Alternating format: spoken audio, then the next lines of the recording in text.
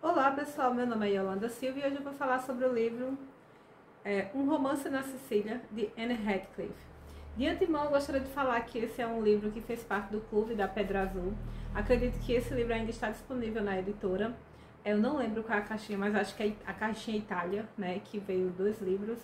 E esse aqui eu lembro que eu estava muito interessada porque Anne Radcliffe, ela é a mãe do romance gótico. Se o pai foi o livro Castelo de Otranto, de Horace Walpole, né, ela foi a mulher responsável por refinar esse gênero. E do que se trata o romance, né?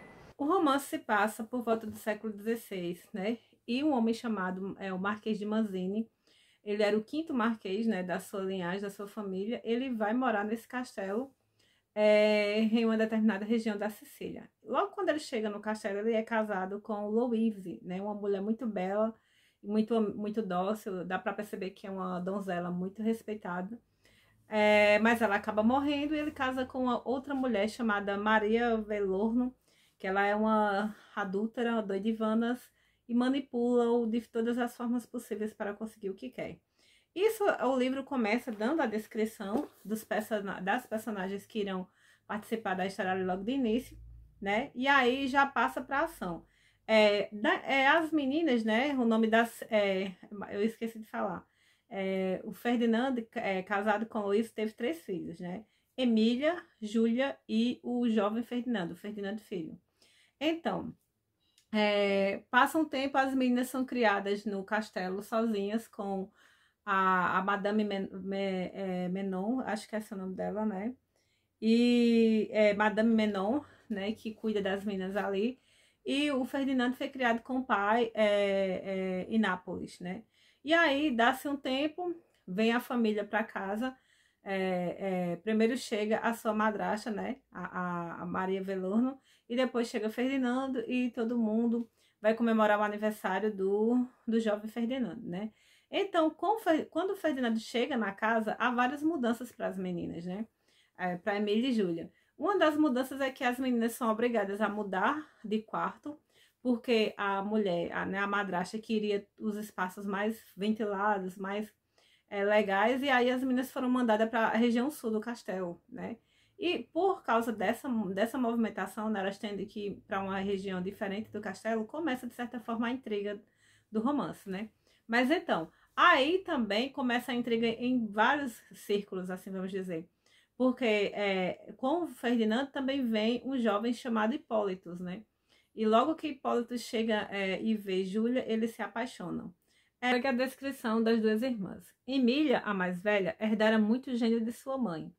Tinha um temperamento calmo e doce, somado a uma mente clara e compreensiva. Sua irmã, mais nova, Júlia, era de uma casta mais animada. Uma sensibilidade extrema a sujeitava a um desconforto frequente. Seu temperamento era quente, porém generoso.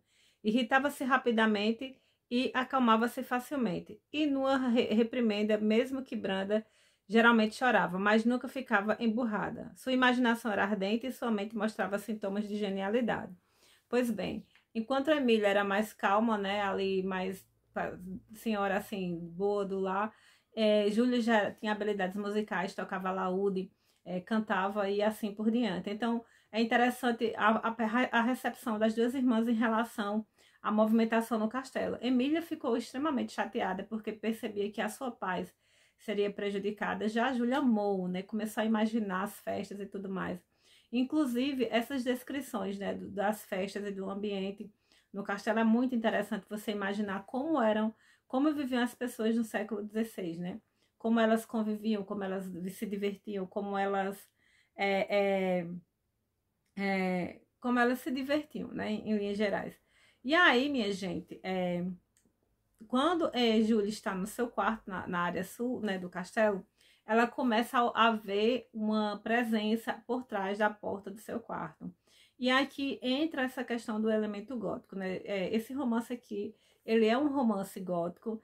Eu não vou falar, quando eu ler todos os livros que eu estou querendo de Anne Radcliffe, eu vou falar sobre o que é o gótico, né? E vou explicar em cada livro, mas em linhas gerais, né, a literatura gótica, ela se caracteriza por ter alguns elementos importantes, principalmente o gótico clássico, como é Anne Radcliffe, que ela é considerada a mãe, né, do gótico clássico. Então, geralmente, o espaço onde se passa a história é um castelo, né, gótico, ou uma casa antiga que remeta a essa arquitetura gótica, né, lembra dos bárbaros godos e godos, né, que lembra essa arquitetura gótica, e geralmente tem um segredo do passado, algum elemento insólito que pode ser, no final da história, pode ser sobrenatural ou pode ser explicado racionalmente.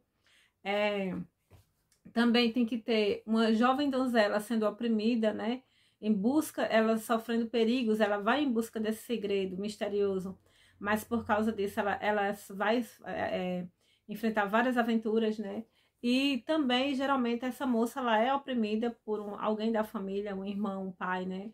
No caso aqui, Júlia vai ser oprimida, né, pela própria madrasta, que tem inveja da aparência de Júlia, e também pelo próprio pai, né, que vai chegar o momento aqui da história que Júlia se apaixona por Hipólitos, mas o pai dela quer que ela case com uma pessoa mais rica, né, mais conceituada na sociedade, e aí aqui encerra, né, a resenha para vocês. Então vocês vão se deparar nesse livro com uma donzela, uma jovem donzela buscando a sua alegria pessoal, a sua felicidade, mas sendo oprimida pelas questões familiares, né?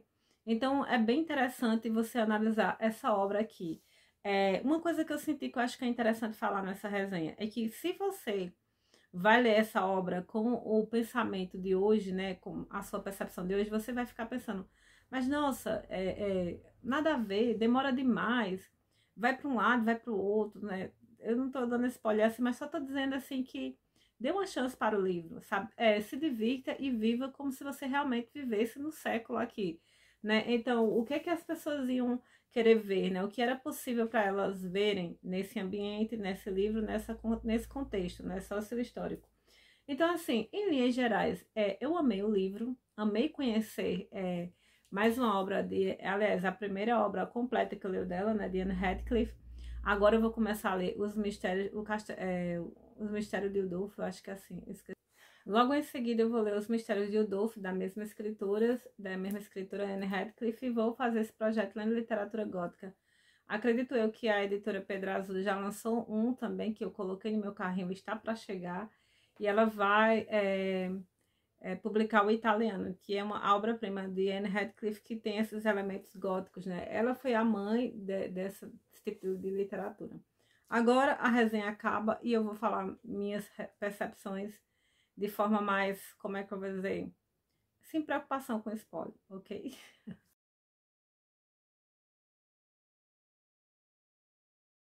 Então, gente, agora eu não vou me preocupar com spoiler. Acredito eu que quem não quer saber do fim da história não vai estar aqui. O que é que acontece na história, né? Então, como vocês podem saber, Júlia se apaixona por Hipólitos, mas o pai não quer, porque quer que ela case com um outro marquês aí. Eu esqueci até o nome do marquês, mas enfim. E aí começa toda a história, né? Júlia tenta fugir com o seu jovem irmão Ferdinando e Hipólitos, mas quando eles estão fugindo, acaba que Hipólito sofre uma espada, o pai dela, né, dá uma facada e prende-a para casar à força, e Ferdinando é trancado na masmorra, né? O Marquês de Manzini, né, prende o próprio filho porque ele desonrou a família. E aí começa toda a história, né? Eles vão andando, quando você acredita que Júlia vai casar, no outro dia tem um plot twist, Júlia consegue fugir, só que a gente não sabe como ela conseguiu fugir. Ela vai embora, né, e começa toda uma perseguição. E aí, por exemplo, às vezes o narrador deixa a gente, né, nós, meio na escuridão. E isso é interessante. Por exemplo, nesse momento que Júlia ela vai, né, ela vai casar e no outro dia some, o narrador não conta pra gente o que aconteceu. Já corta o foco de Júlia e vai para o conde que quer casar com Júlia à força, né? E aí o conde vai atrás, o conde não, o marquês, ele vai atrás, né, de Júlia no meio da floresta siciliana, e aí é bem interessante, porque eles estão andando naquela floresta que tem muitos bandidos, né? E aí, de repente, quando você já tá assim, né, envolvida nas aventuras já ali do Marquês com os bandidos, aí de repente corta e você descobre que Júlia conseguiu fugir, né? E aí ela já tá sendo perseguida né, a gente tá seguindo Júlia juntamente com o Marquês, né? Seguindo-a e ela fugindo. Aí depois a gente acaba, Júlia acaba sendo encontrada, né? Mas consegue fugir de novo. Aí em outro momento Júlia acaba sendo encontrando Hipólito porque ele não tinha morrido, né? Ele passa um tempo para se curar, depois voltou. Há outro momento em que Júlia ela fica ela se esconde com Madame Venon no abadia, né? E aí o pai dela cerca a abadia para pegá-la, né? Mas o padre diz: não, você só tem uma alternativa, ou você se torna freira ou você casa, né? Para que a igreja tivesse poder de protegê-la, né? Enfim, gente, nessa história todinha você tipo assim, é tipo uma minissérie, entendeu? Que você tem que ter uma aventura ali a cada capítulo e tal e bah, e no final a gente acaba acompanhando essa trajetória de Júlia tentando fugir, né? E quanto mais ela foge do destino dela, ela encontra o próprio destino, né? Porque no final, Júlia acaba encontrando a mãe dela, né? Que ela não sabia, mas aquele espectro, né? Aquela coisa insólita que ficava atrás da porta, na torre, uma luz que aparecia e sumia, na verdade era a mãe de Júlia, Louise, que o pai, né? O pai, Ferdinand, queria casar com a Maria Velorno, e então ele decidiu dizer que a mulher estava morta, né? E aí ele prende a mulher na torre, e o empregado que morre no início da narrativa, que eu acho que eu não comentei aqui, ele é responsável por cuidar dessa mulher, né? E depois a gente descobre que ela estava viva, gente, veja só você, né? E aí o que acontece também aqui é que a gente sabe que quando eu comecei a narrativa, eu já sabia que, no caso de Anne Radcliffe, as narrativas góticas dela nunca vão seguir um gótico sobrenatural, né? Ela é a mãe do gótico, ela deu esse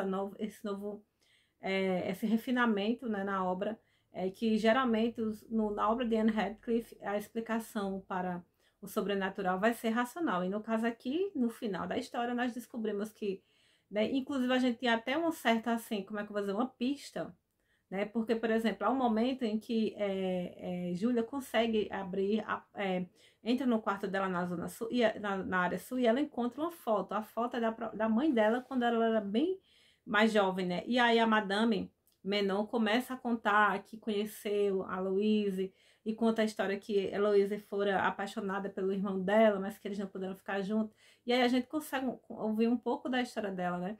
Mas de certa forma na narrativa ela já estava dando um spoiler pra gente, né? Era um easter egg dizendo que o mistério ali na verdade era o que? A mãe de Júlia, né? Então assim, tipo, eu vou ser muito honesta, eu não esperava que fosse a mãe dela, não esperava.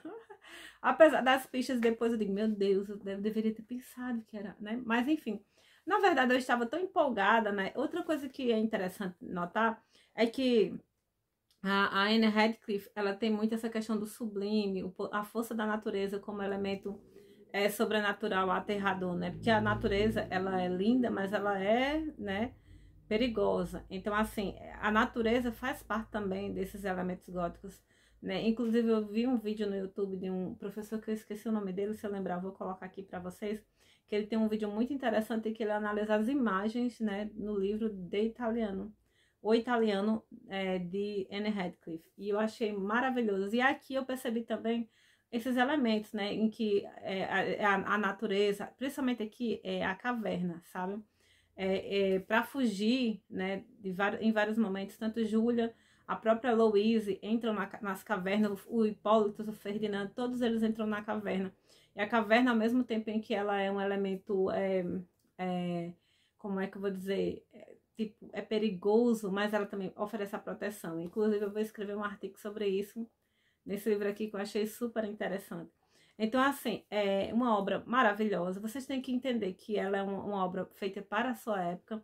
Então, imagine só que você é uma jovem que não tem Netflix, que não tem muita coisa para você fazer, e você vai ler um romance. Então, aqui o romance é extremamente coerente para a sua época. Então, se você fosse para a floresta, você ia encontrar bandoleiros, bandidos que iriam tentar te matar, vários personagens assim que se aventuram no meio da floresta. Alguns deles nessa narrativa foram assassinados. Então, assim, é uma narrativa que é feita para um homem da época, né? Então, assim, às vezes você cansa um pouco também com a questão dos plots, né? Porque aqui sempre tem um plot. Você acredita que é uma coisa, de repente, puf, vira para outra. Mas, assim, quando eu estava lendo, eu ficava, nossa, e por que vira tanto? Mas, assim, quando você... depois eu fui analisando, assim, né? Não, faz todo sentido, né? Imagina, assim, que como se a série quisesse estar sempre dando plot para o leitor ficar animado, né? E no fim das contas, temos aqui uma explicação para o elemento sobrenatural de forma racional, né? Que eu já sabia quando eu comecei a ler a história, eu já sabia que a explicação ia ser racional, porque Anne Radcliffe é a mãe desse tipo de romance gótico, né? Que traz uma explicação racional. Mas nem por isso eu deixei de gostar.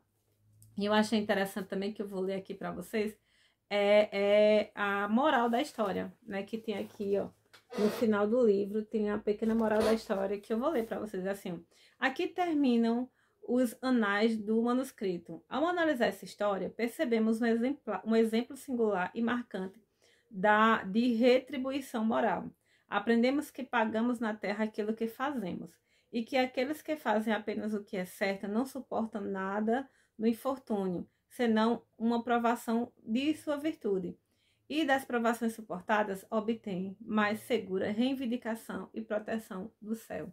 Né? Acredito que o livro ela quer trazer essa questão de que, por mais que você seja perseguido, vilanizado, mantenha a sua virtude, mantenha o bem que há no seu coração, porque no final você vai ser recompensado. Então aqui a gente vê que tem até uma fala que ela diz assim, que a mãe, né, das meninas estava tão feliz ali com a Júlia, né, com os netos, né, os netos filhos de Júlia com Hipólito, que ela nem lembrava dos anos que ficou presa, né, sendo oprimida pelo próprio marido. Também eu não vou dar mais spoiler, né, do que isso, mas assim, o Ferdinando, ele acaba machucando a mulher lá, né, e ele morre também, ou seja, aqui o mal é castigado. E isso é uma das coisas que eu mais amo na literatura gótica, é que o mal, ele é penalizado, né, apesar de ser um romance que traz o horror, o terror, a máxima do que o homem pode fazer, né, de ruim, mas no final esse mal, ele é penalizado, né. A gente sabe que depois houve uma mudança nessas questões, mas eu percebo isso na obra de Edgar Allan Poe, né? O mal existe além, mas o mal é penalizado, seja pela consciência, seja pela sociedade, ou seja por outra pessoa que vem, mas nunca vale a pena você ser ruim, né? Então eu amo muito essas narrativas. Então é isso, gente. Amei o romance. Daria assim, tipo, 5 estrelas, porque Anne Radcliffe é um romance gótico clássico e eu adoro por N motivos, mas esse último que eu falei é bem explícito, né? Porque eu tenho essa simpatia. Então é isso, tchau pra vocês, até a próxima.